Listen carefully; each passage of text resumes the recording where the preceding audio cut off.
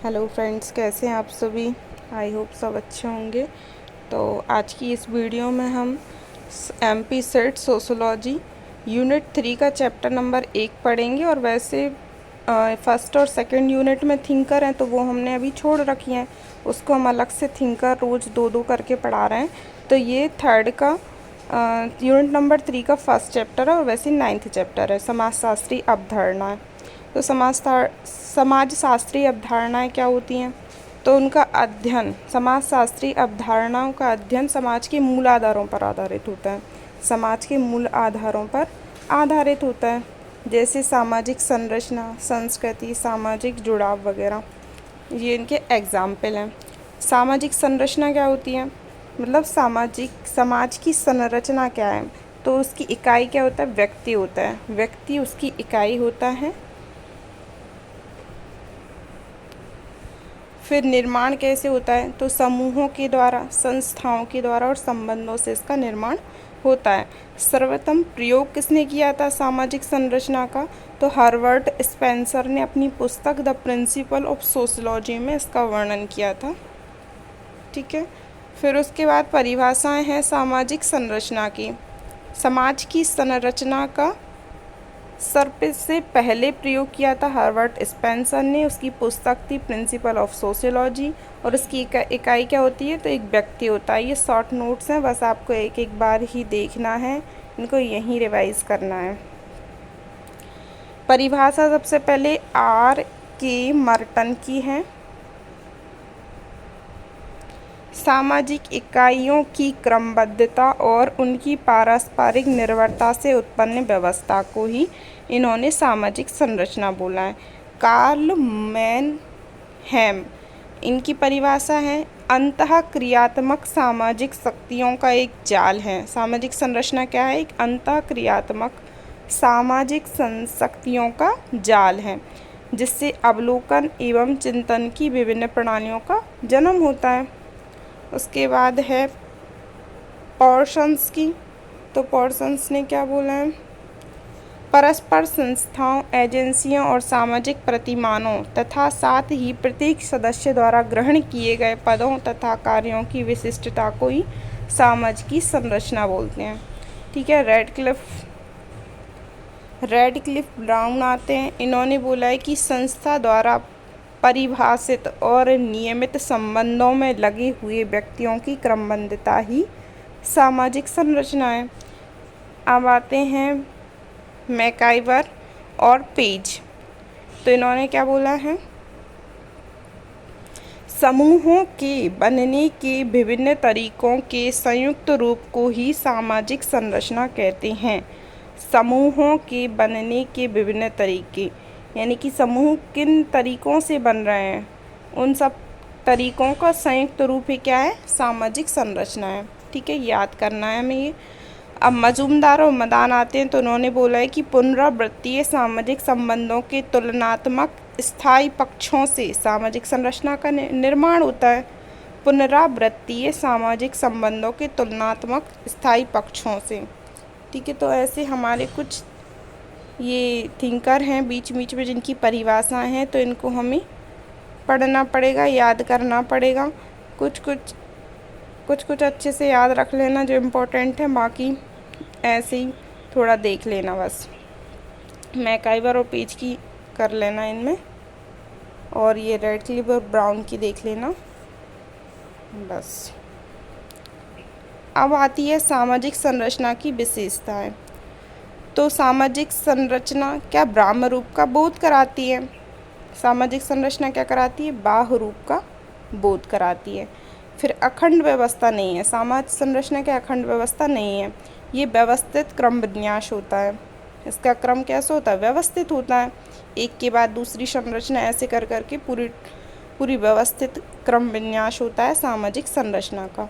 अंतः संबंधित इकाइयों का व्यवस्थित स्वरूप होता है, मतलब ये आपस में अंतः संबंधित होती हैं। बहुत सारी इकाइयाँ आपस में मिलकर सामाजिक संरचना का निर्माण करती हैं।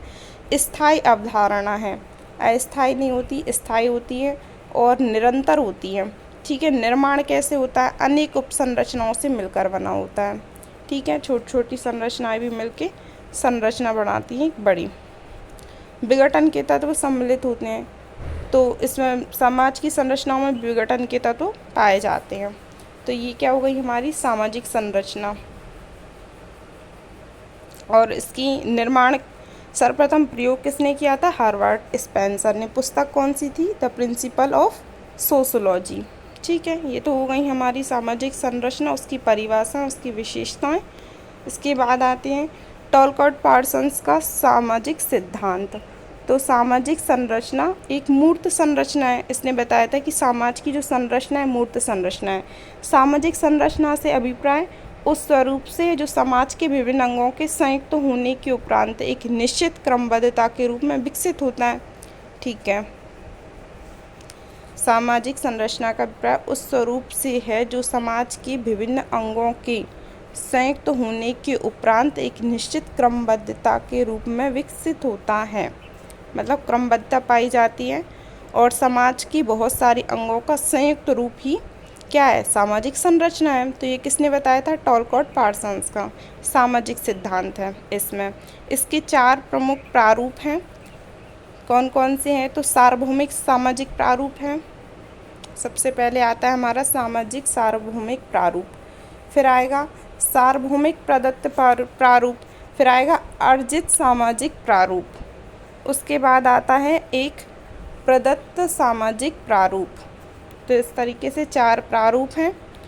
सबसे पहला है सार्वभौमिक सामाजिक प्रारूप। इसके 2 भाग होते हैं, एक सार्वभौमिक और एक अर्जित।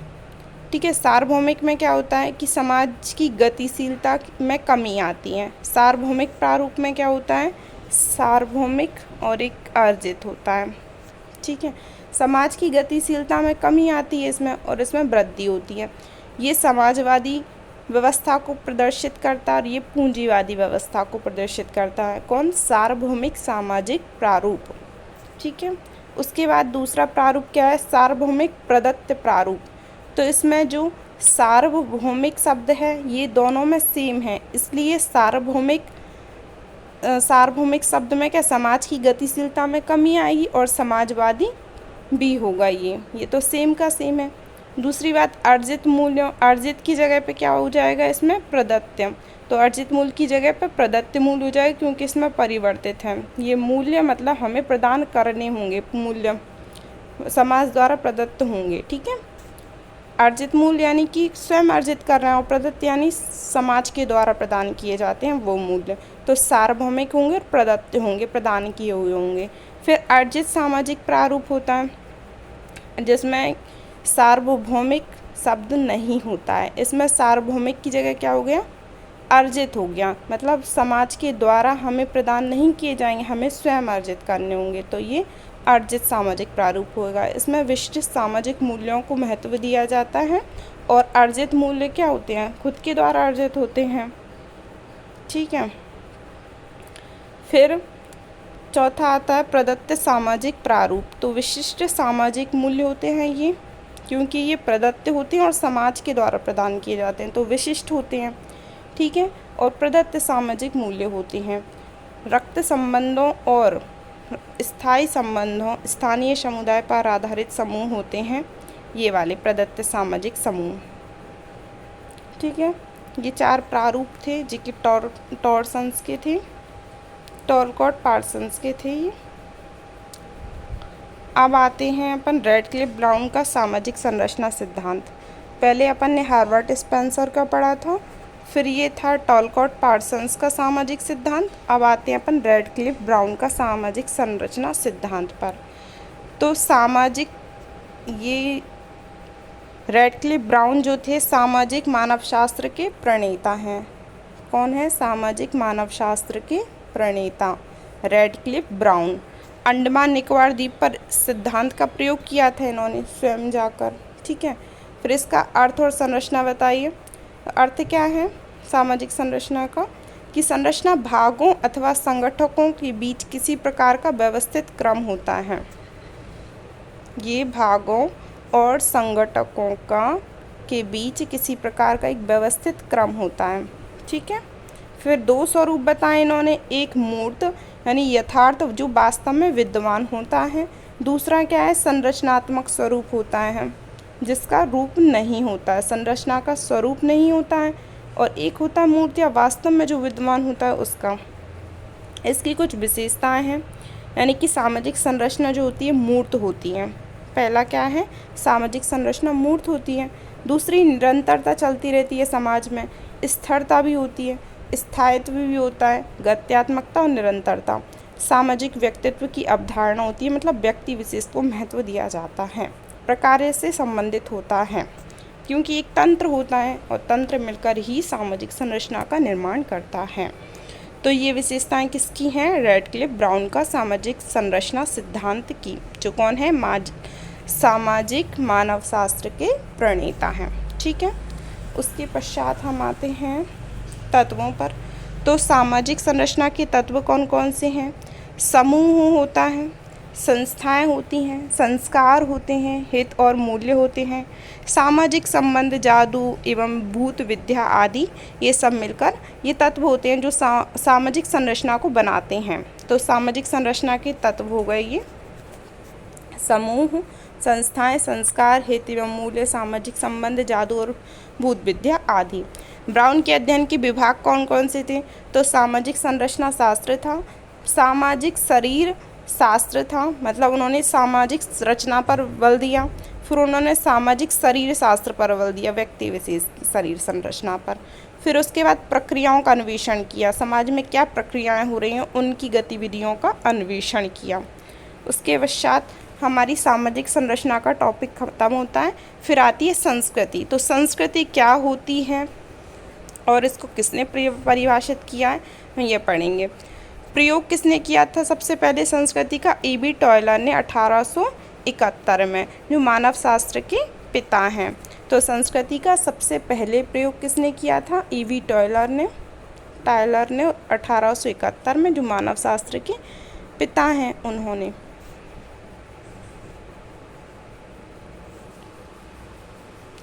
पुस्तक कौन सी थी इनकी, तो प्रिमिटिव कल्चर इनकी पुस्तक है। प्रिमिटिव कल्चर किसकी पुस्तक है, E.B. टॉयलर की। संस्कृति लैटिन के कल्चरा से बनी हुई, संस्कृति शब्द दो शब्दों से मिलकर बना होता है,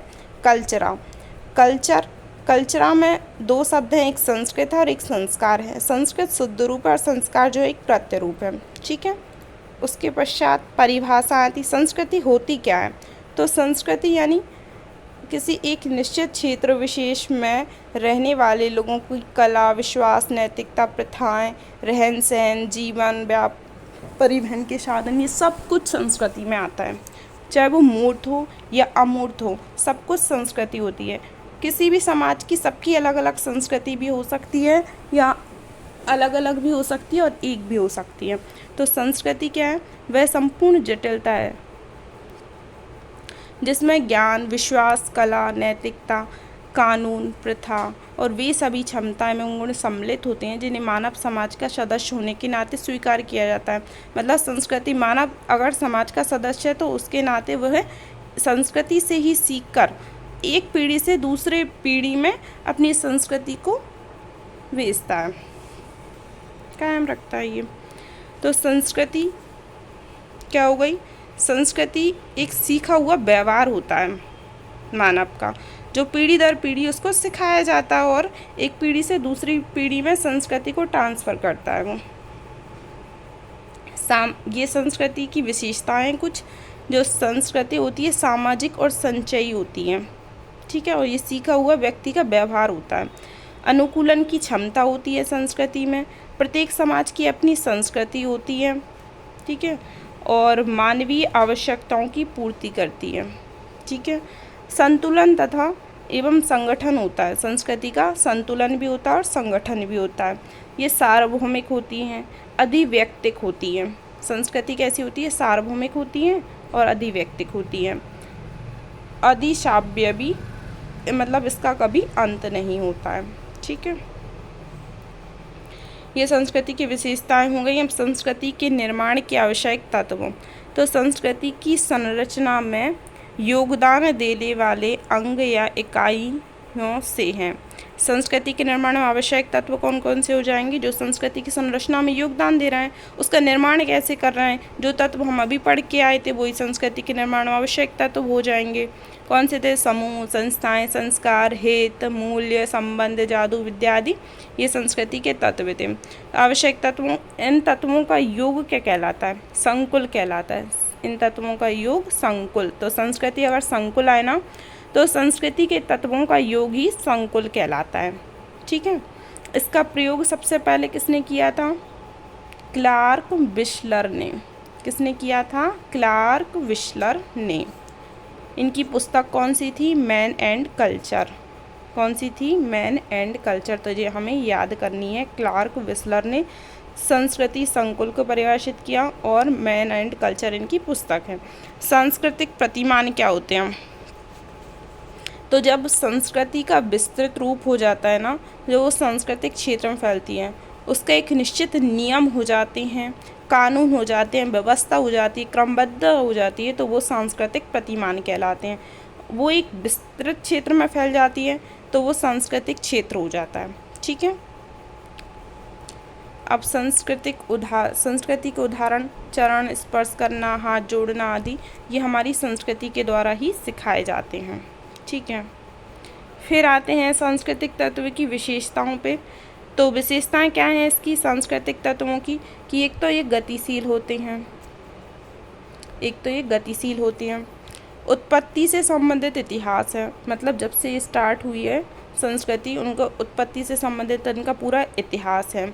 ठीक है। समावेशन होता है, संस्कृति में समावेशन होता है, और समूहीकरण का गुण होता है। बहुत सारी चीज़ें मिलकर ही संस्कृति का निर्माण करती हैं। और सामंजस्य होता है, यानी बहुत सारे सामंजस्य कर संस्कृति का निर्माण होता है। ठीक है। संस्कृति के प्रकार क्या हैं? ऑगवर्न ने अपनी पुस्तक सोशल चेंज, ये पुस्तक याद करनी है, ऑगवर्न की है। संस्कृति के प्रकारों को 2 भागों में इसने बांटा है। ठीक है। इम्पोर्टेंट टॉपिक है ये। 2 संस्कृति कौन कौन सी हैं? एक भौतिक है, एक अभौतिक है। भौतिक संस्कृति क्या होती है? अभौतिक क्या होती है? भौतिक जो दिखाई दे रहा है, वो संस्कृति जो हमें दिखाई दे रही है, टेबल है, कुर्सी है, सड़क है, पुल है, दीवार है, कोई भी चीज़ है, तो ये जो हमें दिखाई दे रहा है ना, वो भौतिक संस्कृति है। ठीक है। अभौतिक क्या है? जो हमारे संस्कार होते हैं, जो हमें दिखाई नहीं देते हैं, बहुत सी प्रथाएं हैं संस्कृति में चली आ रही हैं, वो अमूर्त होती हैं, दिखाई नहीं देती हैं लेकिन वो चलती हैं, तो वो अभौतिक संस्कृति है। ठीक है। तो भौतिक संस्कृति में क्या आएगा? जो दिखाई दे रहा है, मूर्त वस्तुएं आएंगी। ठीक है। भौतिक संस्कृति में मूर्त वस्तुएं आती हैं और अभौतिक में आती हैं अमूर्त वस्तुएं। ठीक है। इन अमूर्त है, यानी दिखाई नहीं दे रही हैं, तो इनकी मापतौल संभव नहीं है, इनका आकार भी नहीं होता है, रंग भी नहीं होता, और एक पीढ़ी से दूसरी पीढ़ी में ऐसे ही हस्तांतरित होती रहती हैं। ठीक है। अब आता है संस्कृति संकुल। तो विभिन्न संस्कृति तत्व जब एक व्यवस्थित क्रम में जुड़े होते हैं ना, तो वो सांस्कृतिक संकुल कहलाता है। अभी संकुल पढ़ाया था, तत्वों का योग था। तत्वों के योग में जब व्यवस्थित क्रम हो जाए, विभिन्न सांस्कृतिक तत्व जब एक व्यवस्थित क्रम में जुड़े होते हैं, तो ये संस्कृति का संकुल होता है, क्योंकि ये संस्कृति का विस्तृत रूप होता है, वो इसमें क्रमबद्धता होती है। ठीक है। तो ये क्या हो जाएगा? सांस्कृतिक संकुल। उसके पश्चात संस्कृति प्रतिमान, तो अभी बताया था कि जब संस्कृति संकुल में व्यवस्थित क्रमों में भी नियम कानून का निर्माण हो जाता है, इनमें जब नियम कानून जुड़ जाते हैं तो संस्कृति प्रतिमान कहते हैं इसको। संस्कृति प्रतिमान क्या होता है? संस्कृतियों का व्यवस्थित क्रम में नियम कानून इनका निर्माण हो जाता है, ये संस्कृति प्रतिमान होते हैं। अब संस्कृति संकुल का प्रसार जब बहुत बड़े क्षेत्र में हो जाता है, विस्तृत क्षेत्र में हो जाता है, तो ये सांस्कृतिक क्षेत्र हो जाता है। ठीक है। संस्कृति संकुल का प्रसार बड़े क्षेत्र में हो जाता है, तो ये संस्कृति क्षेत्र हो जाता है। इसका स्वरूप कैसा होता है? तो इसका स्वरूप होता है उप सांस्कृतिक क्षेत्र है, प्रतिरोधी संस्कृति है, सीमांत संस्कृति, स्वायत्त और चरम संस्कृति। ठीक है। विशेषताएं क्या हैं?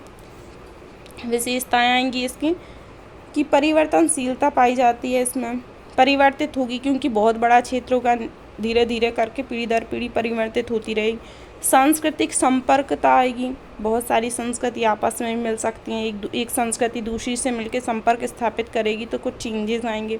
सांस्कृतिक बहुलता पाई जाएगी, ठीक है। सांस्कृतिक प्रसारता होगी, प्रसार होगा, संस्कृति का वस्तुनिष्ठता पाई जाएगी, ठीक है। फिर परिस्थिति, परिस्थिति मतलब अपना पद या स्थान, परिस्थिति मतलब स्थिति क्या है, स्टेटस, पद या स्थान, समाज में पद या स्थान। शब्द का प्रयोग सबसे पहले किसने किया था, अरस्तु ने पॉलिटिक्स पुस्तक में किया था। तो अरस्तु की पुस्तक है पॉलिटिक्स, जिसमें उसने अपनी समाज में पद या स्थान या परिस्थिति को बताया था। लिंटन ने परिष्कृत किया था इसको, परिस्थिति को परिष्कृत किस रूप किसने प्रदान किया, लिंटन ने। किसी व्यवस्था विशेष में प्राप्त स्थान परिस्थिति कहलाती हैं, ये किसने बोला था, लिंटन ने, ठीक है।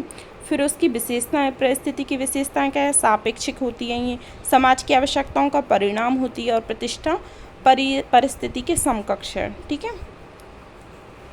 अब इसके पश्चात परिस्थिति के प्रकार हैं। तो परिस्थिति क्या होती है, प्रदत्त होती है, अर्जित भी होती हैं। प्रदत्त यानी प्रदान की जाती हैं, अर्जित होती है हम खुद अपने पद को अर्जित करते हैं, और काल्पनिक होती है मतलब कुछ है नहीं पर कल्पना कर लेते हैं कि हम ये हैं। भूमिका क्या है, भूमिका का मतलब क्या है, तो सर्वप्रथम प्रयोग एच मीड ने किया था भूमिका को, और व्यवस्थित प्रयोग इसका लिंटन ने किया था। एच मीड ने सर्वप्रथम प्रयोग भूमिका का किया था और व्यवस्थित रूप को लिंटन ने दिया था। परिस्थिति में किया गया कार्य जो था ये भी लिंटन ने परिस्थिति में कार्य किया था, और इसका व्यवस्थित रूप भी लिंटन ने भूमिका में दिया था। परिस्थिति से जुड़े हुए क्रियात्मक पक्ष को ही भूमिका कहते हैं। मतलब जब परिस्थिति में हम कार्य करते हैं तो कार्य करने की जो हमारी भूमिका क्या है, उसमें पद, जो किसी पद पे हैं तो उसमें हम क्या कार्य कर रहे हैं, उसके क्रियात्मक पक्ष को भूमिका कहते हैं, हमारी उसमें क्या योगदान है, ठीक है। जैसे अध्यापक अपनी भूमिका छात्रों के संबंध में निभाता है, ठीक है। फिर आता है समुदाय। तो संस्कृति खत्म हो गई, यहाँ से हमारा दूसरा टॉपिक शुरू होता है समुदाय। समुदाय लेटिन शब्द है, ये कॉम और म्यूनिस से बना है। कॉम का अर्थ होता है साथ साथ, और म्यूनिस का होता है सेवा करना। तो साथ साथ रह के सेवा करना ही कम्युनिटी यानी समुदाय का अर्थ होता है, ठीक है। फिर बोगार्डस है। बोगार्डस समुदाय का विचार पड़ोस से शुरू होकर संपूर्ण संसार तक चलता है। ऐसा किसने बोला है, बोगार्डस ने बोला है कि समुदाय का विचार पड़ोस से शुरू होकर संपूर्ण संसार तक पहुंच जाता है। ऐसे डायरेक्ट क्वेश्चन आ जाते हैं, किसने बोला है, ठीक है। फिर अरस्तु हैं, अरस्तु ने परिवारों का योग ही बोला है समुदाय को। समुदाय क्या है, परिवारों का योग। बहुत सारे परिवार मिलके क्या बनाते हैं, समुदाय बनाते हैं।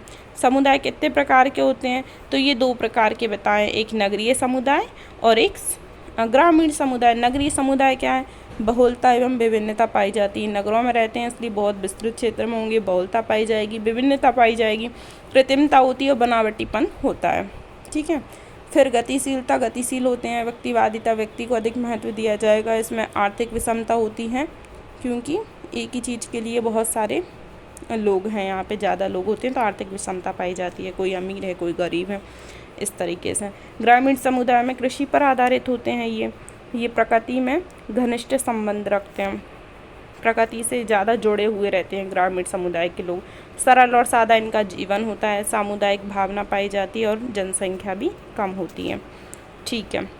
उसके पश्चात ये टॉपिक हमारा प्रवासी, ये अंतिम टॉपिक है शायद ये वाले चैप्टर का।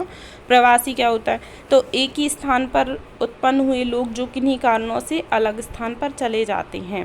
प्रवासी मतलब एक स्थान छोड़कर दूसरे स्थान पर चले जाना ही प्रवासी कहलाता है। एक राज्य द्वारा दूसरे राज्य में चले जाना, व्यक्ति चले जाते हैं, एक देश छोड़कर दूसरे देश में चले जाते हैं तो वो प्रवासी कहलाता है। यानी कि भारत से कुछ लोग जाके अमेरिका रहने लगे तो वो प्रवासी भारतीय कहलाते हैं, ठीक है। अवधारणा का विकास कैसे हुआ, 1960 के दशक में हुआ था और भारत में प्रवासी कमेटी 2000 में बनी थी, ठीक है। फिर उसके बाद कारण क्या थे प्रवास के, तो राजनीतिक, धार्मिक, आर्थिक, सामाजिक, ऐसे बहुत सारे कारण होते हैं प्रवास के। और ये म्यांमार की घटना हाल ही में हुई है क्योंकि वहाँ से बहुत लोग प्रवास कर रहे हैं, तो ये प्रवासी की समझ में आ जाएगा आपको। समुदाय हो गया, प्रवासी हो गया, हमारा परिस्थिति भी हो गया। इस तरीके से हमारे आज का टॉपिक हो गया संस्कृति, संकुल, सामाजिक संरचना आदि। अब संस्कृति की कुछ परिभाषा और भी हैं, जो कुछ थी वो मैंने उधर भी पढ़ा दी हैं आप लोगों को, लेकिन एक्स्ट्रा दे रखी हैं, कभी कभी डायरेक्ट आ जाता है, तो आप यहाँ से एक बार माइंड में रख लेना कि टॉयलर ने क्या बोला था। तो संस्कृति एक सामाजिक विरासत तथा समाज द्वारा व्यक्ति को दिया गया उपहार होता है। मजूमदार और मदान ने क्या बोला, संस्कृति के लोगों के जीवन जीने का ढंग ही संस्कृति है। रॉल्फ लिल्टन ने बोला है कि व्यक्ति संस्कृति की प्रतिछाया है, ये रहने देना। बोगार्डस ने बोला है कि संस्कृति किसी समूह के कार्य करने और विचार करने की समस्त रीतियाँ हैं, ठीक है। वीर स्टेड ने बोला है कि कार्य करने, विचार करने एवं आसपास रखने की रीतियाँ ही संस्कृति होती है, ठीक है। इस तरीके से ये बहुत सारे अलग अलग थिंकर हैं, इन्होंने अपनी अलग अलग परिभाषाएँ दी हैं संस्कृति की, जिनमें से हम सारी नहीं करेंगे क्योंकि सारी हम भूल ही जाएंगे, तो हम बस ये कर लेंगे। हावेल की मानव द्वारा समस्त सीखा हुआ व्यवहारिक क्या है, संस्कृति। ये किसने बोला है, हॉवेल ने बोला है। फिर मैकाइवर और पेज की आती है, तो ये हम करेंगे कि संस्कृति हमारे दैनिक व्यवहार में कला, साहित्य, मनोरंजन और आनंद में पाए जाने वाले रहन सहन एवं विचार के तरीकों में हमारी प्रकृति की अभिव्यक्ति है, ठीक है। ये कुछ परिभाषाएं थी, इसके अलावा भी और भी हैं, लेकिन इनमें से आप देख लेना। ये PDF मैं आपको टेलीग्राम पे प्रोवाइड कराऊंगी, तो आप वहाँ से देख लेना। जिसको याद हो वो कर सकता है, लेकिन इतनी सारी नहीं करनी है, भूल जाएंगे हम, इसलिए मैंने ये शॉर्ट नोट्स बनाए हैं अपने, ताकि आप लोगों को जल्दी से क्विक रिवीजन हो जाए। एक एक दो बार आप इनको पढ़ के जाएं और भूले नहीं। और ये बस ये हावेल की कर लेंगे हम यहाँ से। संस्कृति एक मानवीय घटना है। अब ठीक है, अदीसा, ये तो ठीक है, इसमें से और कोई बस ठीक है, इतनी बहुत है, और जिसको याद हो जाए वो कर सकता है।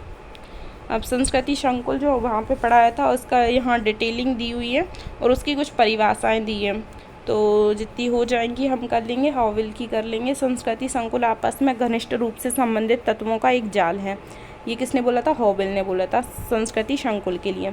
विलिंगटन की है, संस्कृति संकुल को सांस्कृतिक तत्वों का प्रकार्यात्मक सहमिलन कहा है, ठीक है। फिर ये छोड़ेंगे हम, मेलानोव्स्की, ये भी नहीं,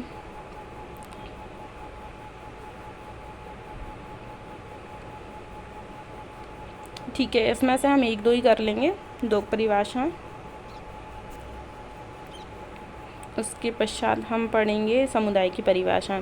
समुदाय की परिभाषा में मैकाइवर और पेज की पढ़ेंगे। उन्होंने इसे एक सामान्य क्षेत्र अथवा उद्गम का होने की व्यक्तियों की भावना के रूप में परिभाषित किया है। एक समुदाय सामाजिक जीवन का वह क्षेत्र होता है जिसे सामाजिक संबंधितता की कुछ मात्रा द्वारा पहचाना जाता है, ठीक है। उसके पश्चात हम पढ़ेंगे बोगार्डस की। समुदाय एक सामाजिक समूह है जिसके कुछ अंशों में हम की भावना पाई जाती है। समुदाय प्राथमिक समूहीकरण का स्वरूप है, जबकि समाज का द्वितीयक समूहीकरण का स्वरूप है, ठीक है। उसके बाद हम पढ़ेंगे किसकी, स्वरूप उनकी यहाँ 3 है, तो ये देख लेना एक बार, याद हो जाए तो ये कर लेना। समुदाय का निर्माण समाज से पहले हुआ है, ठीक है, ये भी कर लेना। समुदाय की पहचान यह है कि व्यक्ति अपना संपूर्ण जीवन पूर्ण रूप से उसी में व्यतीत कर सकता है, ठीक है। तो इस तरीके से आज के हमारे टॉपिक कंप्लीट होते हैं। संस्कृति का पहला टॉपिक जो था, पहला पूरा चैप्टर कंप्लीट हो गया है, और थिंकर मैंने आपको 2 पढ़ा दिए हैं, 2 और पढ़ा दूंगी। ऐसे कर करके 2-2 करके 2-2 3-3 करके हम थिंकर कंप्लीट कर लेंगे। और ये PDF मैं आपको टेलीग्राम पर उपलब्ध डाल दूंगी, तो आप उसमें से पढ़ लेना अच्छे से, ठीक है। और इस टेलीग्राम की लिंक डिस्क्रिप्शन में डली हुई है, ठीक है। और वीडियो पसंद आए तो लाइक, सब्सक्राइब, शेयर करना ना भूलें। Thank you for watching.